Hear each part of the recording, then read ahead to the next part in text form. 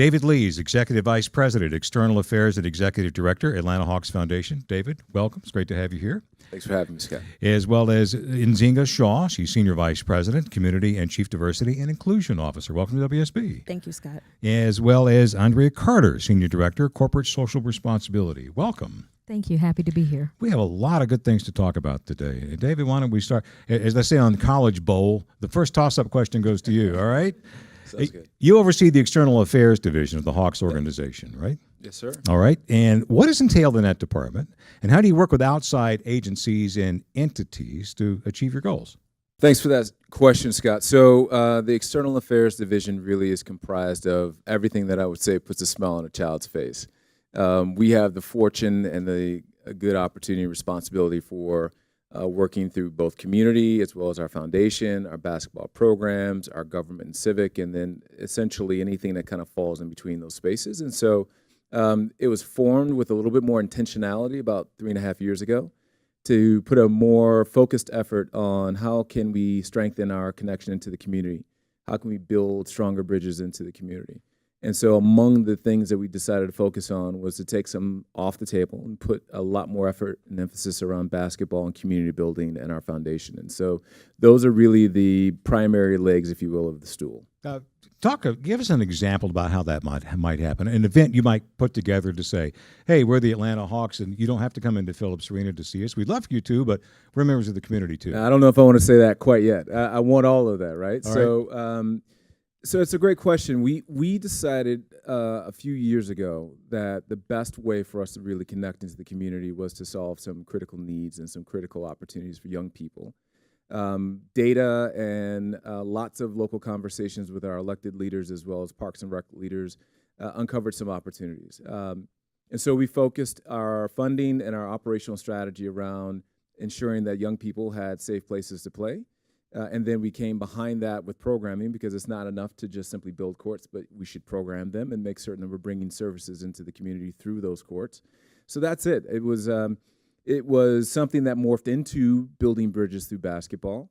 It started with a very focused effort to solve a critical need of there weren't enough safe places of basketball courts to play. They'd either fallen into disrepair or, quite frankly, those programs weren't getting the level of outdoor support that they really richly needed and deserved. Kids should have, it should be a birthright, that you should have the ability to just have free access to sports. And unfortunately, this country has become very much driven by economics, your ability to purchase your way into playing sport. So we wanted to focus our funding and our strategy on taking those barriers away. And that's why we started with our commitment to build 25 courts in 5 years. That's why we started focusing on building scholarships into the camps that we deliver around these courts and rec centers to ensure that kids had no barrier, that a young girl could learn to play the sport and grow to be in your seat at some point, right, as a result of her exposure through basketball. And so that's what we focused on. Love that. I mean, that's really practical inclusion when you get right down to it, which is a great way to introduce you, Nzinga, as the first and still only diversity and inclusion officer for an NBA team. What's the Atlanta Hawks vision for this important initiative?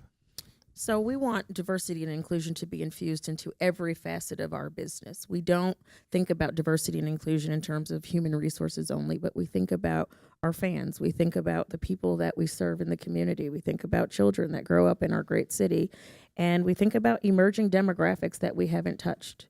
And so there are a lot of communities that we still have to connect with very intentionally and organically, like the Hispanic community in Atlanta. 1.2 million people that reside in the city happen to be of Latino descent, and we haven't done a great job of connecting. So, or the LGBTQ community, another fast and growing population in this city that certainly deserves attention and certainly deserves real partnership from us. So diversity and inclusion, our journey is a long journey. We've just begun. But what we hope to achieve is to have true inclusive practices across all of our business units. We want to see different types of people become executives. Traditionally in sports organizations, you see executives at the top are male. We want to see women be able to lead the organization. We want to see people that have, different sexual orientations lead the organization, and the list goes on. I think leadership can happen at all levels with different types of people. And so we want to foster that environment always. Now how do you help export all that to other NBA teams? Because you're just one person, one team. So I have the good fortune of sitting on the Global Inclusion Council for the National Basketball Association. It was put together by Mark Tatum, our deputy commissioner, and he had the vision to have unique voices from across the league and also from international NBA teams to come together and talk about ways that we can infuse this work into every single team. And so I'm very happy to report that Commissioner Silver recently said that he'd love to see this job implemented at all 30 teams. So, you know, we're slow to move, but the good news is that I do have a voice on that council, and I do try to be very proactive in visiting other teams and letting them know why this work is critical. And we are Atlanta. We know something about that. We have a long history of being able to do that, which leads me to Andrea Carter, Senior Director, Corporate Social Responsibility. David mentioned the 25 Courts program, which a lot of people may not know about, and that's your flagship community program for the Hawks. Tell us about that, how that's going to integrate in the community. Yeah, absolutely. So as David mentioned, we committed to building 25 courts over a 5-year time period. And so we are going into communities where there's a great need. So we're going into underserved communities where we want to give young people safe places to play, an opportunity to obviously get to know the Hawks brand. And so that is our commitment, the 25 courts. And so, you know, we could pat ourselves on the back and say, oh, wow, that's great. But for us, it's about more than the court. So yes, it's a safe place for these kids to play, but then what do we do after we build these courts? And so for us, it's going back and providing programming.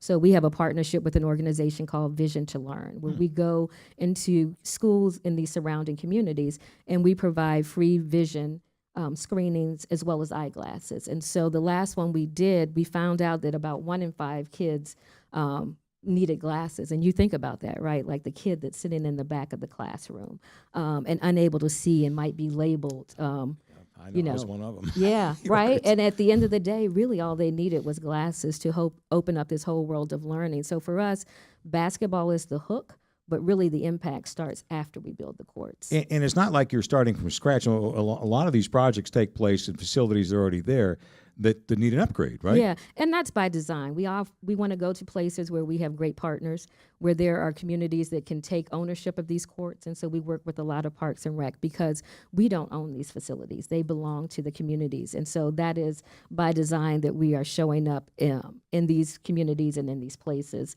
where we have partners, where there's also good programming. So we know that there are young kids there that like to play basketball. Now, they may not be the next Kent Bazemore, but maybe they'll be the next chief of police, or maybe they'll be the next Nzinga. And so really, again, what are the lessons you're learning through basketball? You're learning leadership, how to work with people from diverse backgrounds. And so for us, we couldn't be happier than to show up in these places with these opportunities.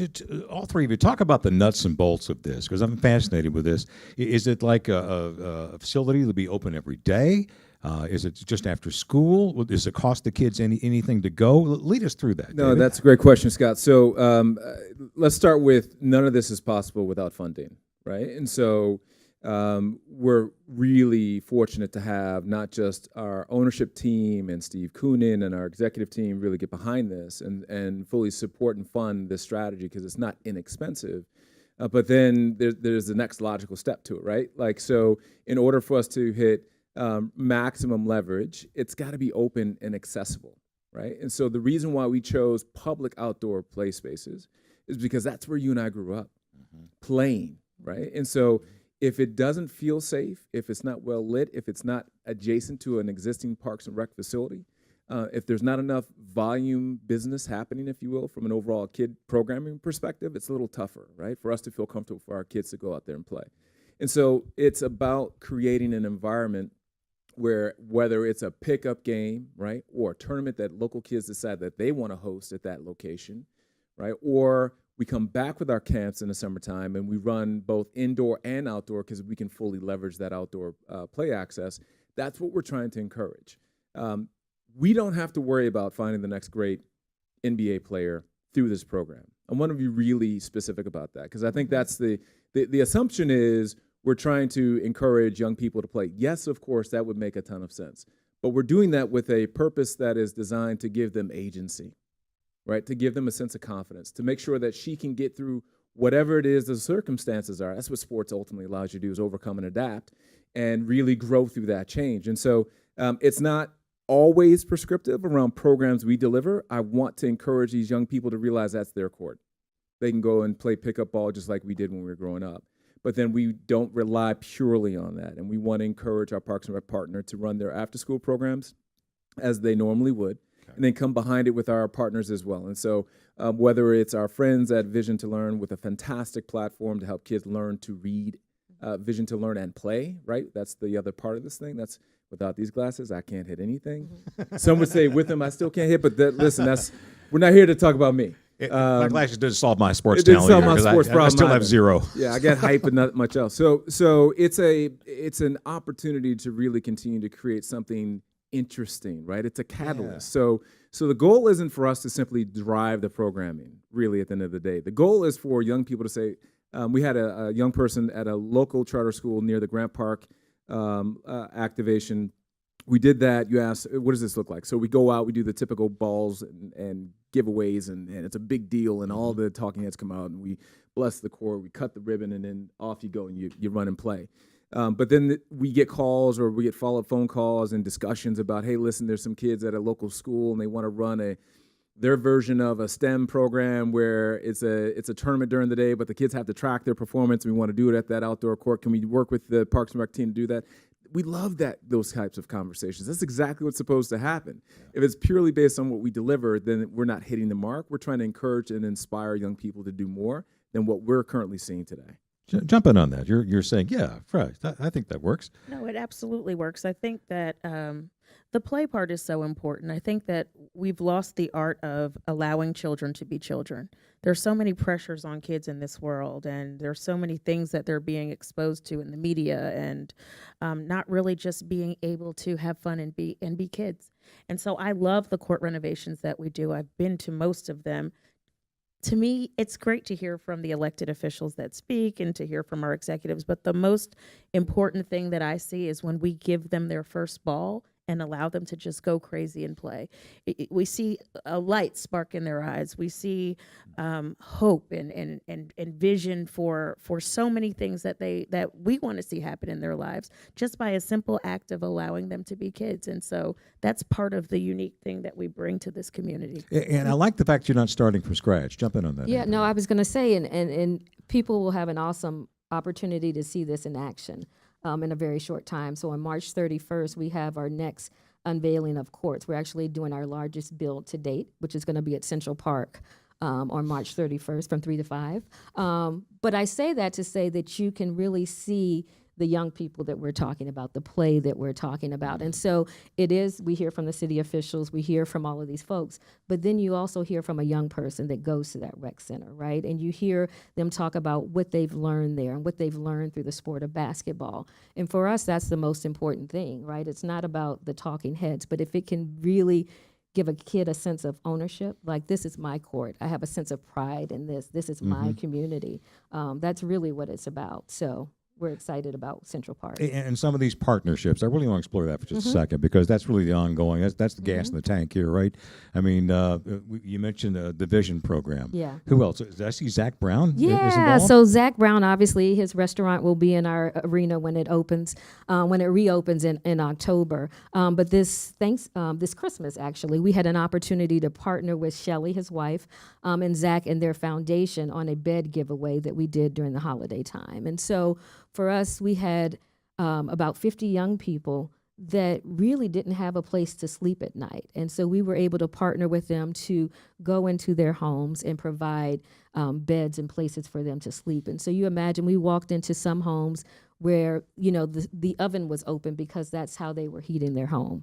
You walked into some where the floors were creaking and there was no bed set up, but there was still a sense of pride in the families that we visited, and you can tell they appreciated what we were doing, but they were not broken, right? And so it was for us to just go and really give them that extra support during the holiday time. And so certainly we did that with Zach Brown, and he's one of our great partners, and we were happy to do that. But I think for us, it really speaks to partnerships and the value that we place on those, right? And so we can't do this work alone. It really is about who shares our values, who shares our mission and our focus, and then how can we amplify? Like together, I mean, individually we're all great, right? As an organization, we're awesome. But when we take those resources and partner with other folks, that's when we're really at our best. So this starts with underlying funding from the Atlanta Hawks. You build in partnerships that are already in the community, people who want to help. Do you have enough help at this point? Do you need more help to make this happen? Always. So always want to have conversations with the folks who are doing great work at the community level to find ways that we can leverage and do a stronger job on behalf of the people that we really want to have an impact, the young people we want to touch. I want to expand a little bit on the funding strategy we have because we talked about courts, right? We talked about making sure the kids had scholarships to get into camps that we deliver. But the other thing that really was surprising, some data we uncovered, was that 1 in 3 coaches were trained in the sport that they lead young people. And so we decided that coaching development would be a key piece of this as well. And so when you ask, how do you build your partnership? How does this ladder out? What is it? How does it contextualize, even away from the courts itself? We want to ensure that coaches are ready, right? If you think of a coach as a teacher in the classroom as a court, she has a chance to make a really deep impact. And for those who've competed or participated in sports at any point in your life, you can probably remember your coach's influence on your life, positive or negative, as much as you remember your best teachers. And so when you know that 1 in 3 have been trained up, then we need to do a better job. And so we formed a partnership with Positive Coaching Alliance. We've got a partnership with USA Basketball and the NBA. And we offer free coaching development, which includes licensing all the way through the process with both PCA as well as USA Basketball for a coach anywhere in the marketplace. If you want to get trained up under us, we will be happy to do so at our cost. And so the goal is to make sure that whether a child has access to our court, important, and we continue to build that stuff, right? But we also want to make sure that their experience with their coach is as strong as it can possibly be. Because after you take money off the table, a negative experience is the next thing that could potentially affect a young person's interest to continue to play. Mm-hmm. And so we want to ensure that that is a great experience. We want to make certain that the whole child is kind of dealt with by that coach as opposed to just simply X's and O's. And for those who've been paying attention to the tournament over the last weekend, and I'm drawing a blank on the coach's name, he gave about a 2-minute dissertation on one of the best comments I've heard about the way that he parents. He's a D1 coach in the tournament. And he talked about how he says absolutely nothing at his children's games because it's not his job to coach his kids from the stands. And this right? is a Division I college basketball coach. This is as competitive a program as you can possibly imagine, and a top coach. And he did a wonderful job of describing the best environment that we can create for young people when they're competing, right? And so support your coach, in essence, was his comment, and also support the referee. They're working hard, and they're not getting paid very much. Right. And they don't really care about the outcome of your 4th grader's game. They really don't. They're not in it for that. So let's create an environment that is the most supportive it can possibly be, and we think we can have a deep impact with coaches in that way. There needs to be a course in calming down parents. Yeah, somewhere. Yes, we've got an amen. And then when they do their coaches training, there is a segment on working with dealing with parents, and so that is a necessary part of that coaching experience. So beyond just knowing the game, knowing how to train up a child. Yeah, absolutely. When you get right down to it. The whole child, right? Wow, that's fascinating. I do want to talk a little bit further about inclusion here. Sure. The Hawks have participating events like Atlanta Pride, and producing their own events like the recent 3rd annual Mosaic Diversity and Inclusion Symposium. Nzinga, how are these initiatives driving your message with the community and internally with Hawks employees? How's that working from the inside out? Well, it obviously starts from the inside because it takes a group of people to put these events together and really be invested in making sure that they're successful before we can impact the community. And so we have formed a couple of committees internally. We have a Pride Committee. We have a Diversity and Inclusion Council where we have all hands on deck from across our organization at all levels, at all spectrums, so that we're thinking about the best way to serve these communities from every aspect. We don't want to attack it from one angle only. We want to think holistically about what these communities need. And so I'm so excited to say that our Mosaic was extremely successful. Mosaic actually stands for Model of Shaping Atlanta Through Inclusive Conversations. And so it's a day-long symposium where we bring in thought leadership from across the nation to talk about issues of the time that are impacting not only our industry, but impacting the United States. where we reside. And so the first year we did Mosaic, we talked about race and gender in sports. And one of our owners, Grant Hill, was a participant alongside his mother, talking about some of the challenges and opportunities that they have faced in their sports careers. And then over time, Mosaic has just grown to provide thought leadership in areas such as sports as a catalyst for social action. How can athletes use their voice, their unique platforms to make a difference and to make an impact? This year, we talked about disruption, which is such a misunderstood word in corporate America. But, Uber is said to be a disruptor of the taxi cab industry, but there are individuals that are disrupting the sports industry. And so Jamel Hill of ESPN's The Undefeated was our keynote and delivered powerful words about how we as activists and how we as just regular citizens can make a difference in a positive way. So yeah, Mosaic and Pride, all of these initiatives that the Hawks are taking part of are truly shaping and reshaping the voice that we hear in the city. Well, If I may, Scott, real quick, because sure. this is something that but for the work that Nzinga has brought to us over the last 3.5 years, I don't think we'd be able to do. We've had young people inside of our organization step forward and say, thank you. I feel like I can bring my whole self to this organization. Well, yeah, that's the true sense of belonging. And isn't it? that's it's different, right? And so this is my 15th year in the NBA, and specifically working for the Atlanta Hawks. And so I've watched us go through iterations of what our leadership does, and when we do it really well, and sometimes when we're not so strong on it. I'd say the last 3.5 to 4 years of what we've been focused on and what we're trying to accomplish, both inside the organization as well as externally, is as strong as we've ever been. And I think that's evidenced not just by what we say, but what our folks around the organization say, the way that our partners want to see us as true advocates for the type of change that we want to see. And so, but again, a large chunk of that domino that fell when Zane came on board and started to really change the discussion and brought more intentionality behind it.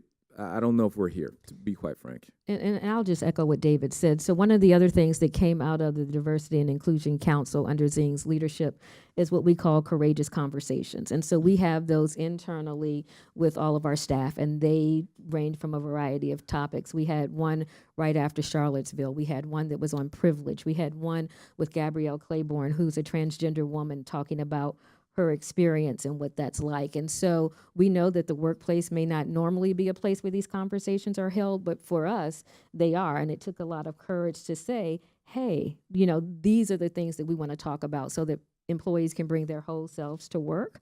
And it is open and optional for folks to attend. Nothing is mandated, but we have great participation. And we find that folks really want to have these conversations. And so there is the mosaic that's happening externally, but then there's also these courageous conversations that are happening internally. And then I'll just say this last thing, and then we're taking those conversations into these communities where we built courts. And so we had a courageous conversation at Gresham Park with young people. We had a courageous conversation at the At Promise Center where we had 60 young people and police officers and having these types of conversations. So we do the work internally, and then we look at how we can build that out into community. Good things usually happen when people start talking to each other. Well, I'm curious about something. Jamel Hill, you were talking about just a moment ago, delivered a powerful message on positive disruption. Sure. You want to give us a little example in that? I hate to put you on the spot. Is there anything he said that stuck with you? It's actually a woman, I'm sorry? Jamel. Okay. So Jamel was in the news, I would say about 6 to 8 months ago, because she made some very public statements on Twitter regarding her displeasure with what was happening with Colin Kaepernick in the NFL. And because she works for ESPN. I know you're talking about. Okay. And because she has a very public platform, they were not happy with her making those statements because they were very political in nature. And that is not necessarily her role in her day job. And so she felt very conflicted and talked about the conflict with working in a corporate organization where you're employed and you need to really walk on that corporate line versus the internal struggle with watching the way that politics play out day to day and having strong emotions and wanting to express it.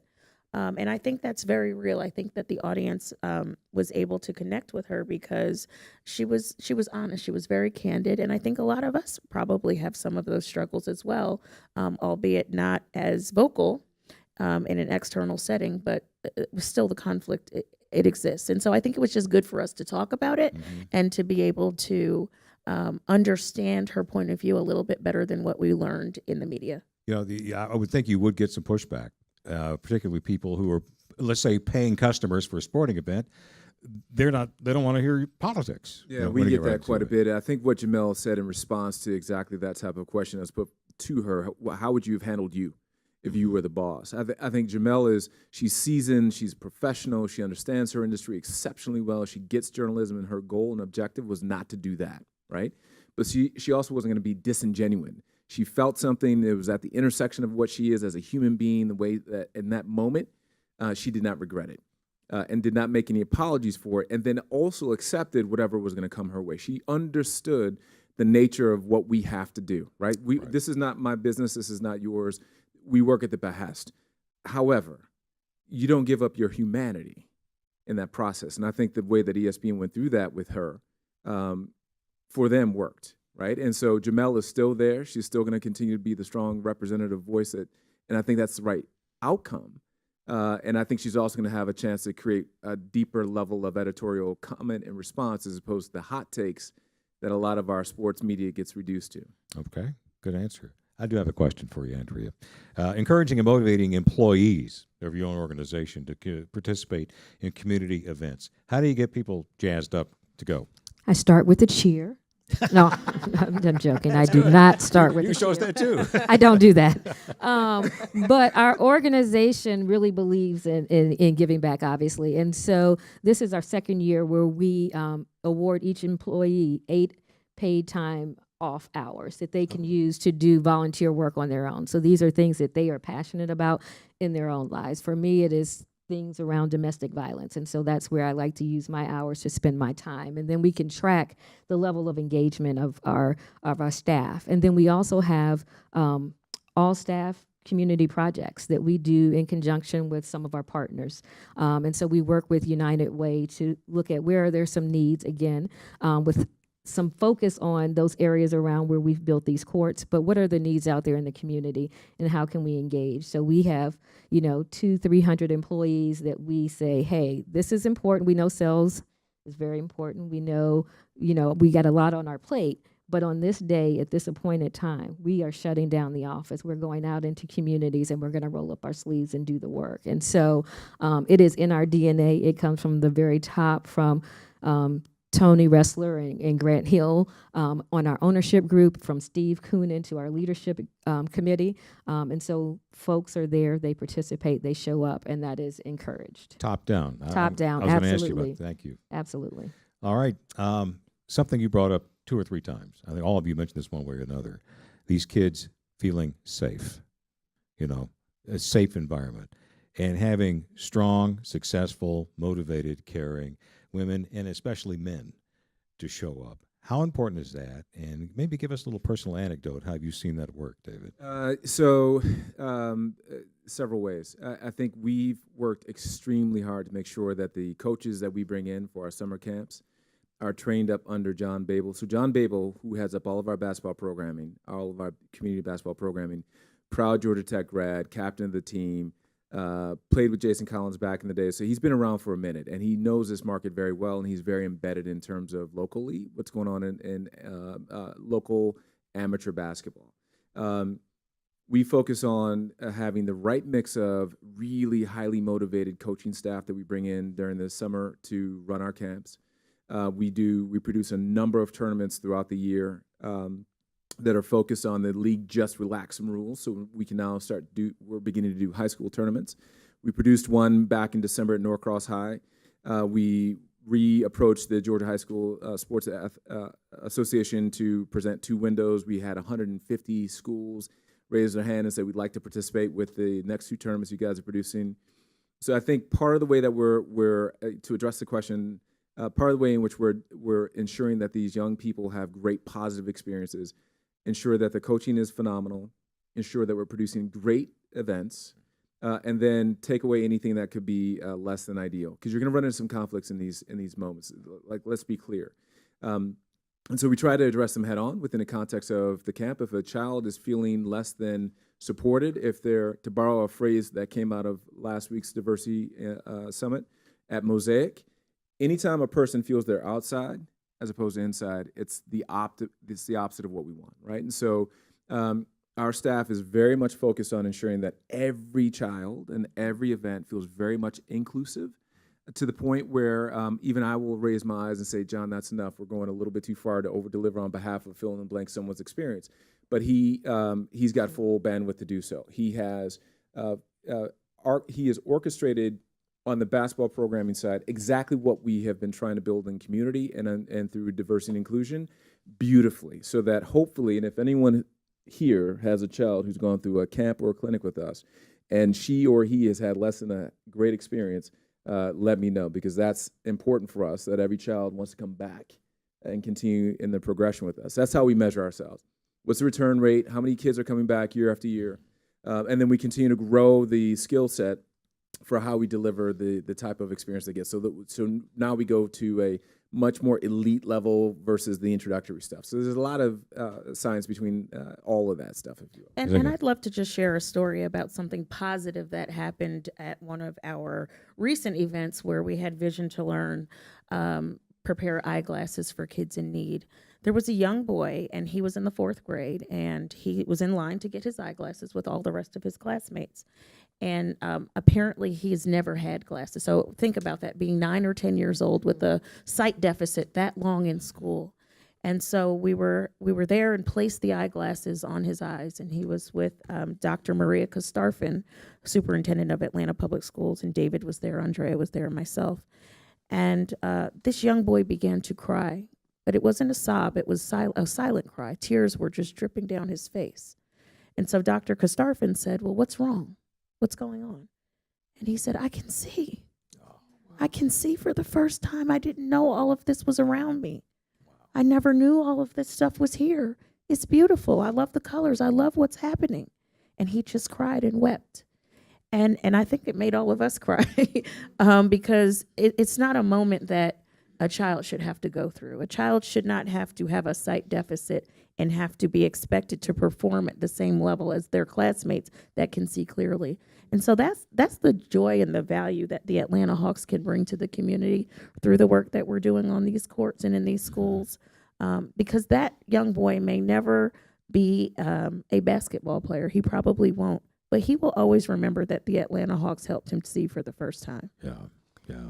And just kind of to segue that a little bit, he won't be the next basketball player, but we also have great players as assets, right, that we use as community ambassadors. And so I think a lot of times we look at the guys just in terms of what they can do on the court, the X's and the O's and all of that good stuff, but really looking at them as community ambassadors and what are some things that they're passionate about doing. And so are they passionate about vision? Are they passionate about diversity and inclusion? We had Mike Muscala, who came to the Pride Parade this year. He also came out to our Black Panther screening and talked about the importance of people seeing themselves. We have Malcolm Delaney, who says, I want to be a part of all of these community conversations because it reminds me of myself growing up in Baltimore as a young kid. And so we do great work, and then we also have players that do great work. And so I just don't want that to be lost on people, that they are whole people. They bring them their whole selves to work as well. Well, one of the first things we heard from Travis, we talking to him about recruiting members of the team, I said, what's the first thing you look for?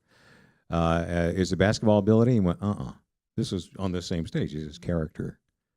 Character's first. That's the first hoop. And there's plenty of guys that can play basketball, but we're looking for guys with character who can do just what you're talking about. Thank you for this inside look at the culture that goes on inside the Atlanta Hawks, the stuff that's off the court. Is there anything else we need to mention today to let people know? So the only thing that I would add is that we have, in addition to the court unveiling on the 31st, we're bringing the first annual free 3-on-3 tournament back to the city of Atlanta. It will be April 14. About 600 athletes from across ages and divisions, from the refusers who can't play to the young people 14 and under. So we've got an adult division in the afternoon, youth will play in the morning, completely free tournament, and we're super excited about that. In fact, there are two components. So we've got the tournament happening, we'll have our players there, they'll be a part of that, pomp and circumstances, and then in addition to that, ShareCare, who's our partner on both the jersey as well as a partner in our healthcare space, right? They're very focused on ensuring Atlanta becomes among the healthiest cities and Georgia becomes among the healthiest states in the union. And so they're also doing a Heart for Health Day. In addition to that, there's lots of other programming that's happening adjacent to those courts. Really big emphasis about health and wellness that day. And so what it should signal to everyone is that this is DNA. This isn't going to be something that because we're passionate and we had a really passionate ownership group and Steve cares about these things and equally puts attention to it. It's in our DNA. So it will run whether we're here or not, but we're ensuring that it does so by putting forth what we hope is the type of program, the type of event, or the type of environment that feels as inclusive, as very much inside the group as possible. I'm struck by Zing's recall of what it was like when that child sees for the first time.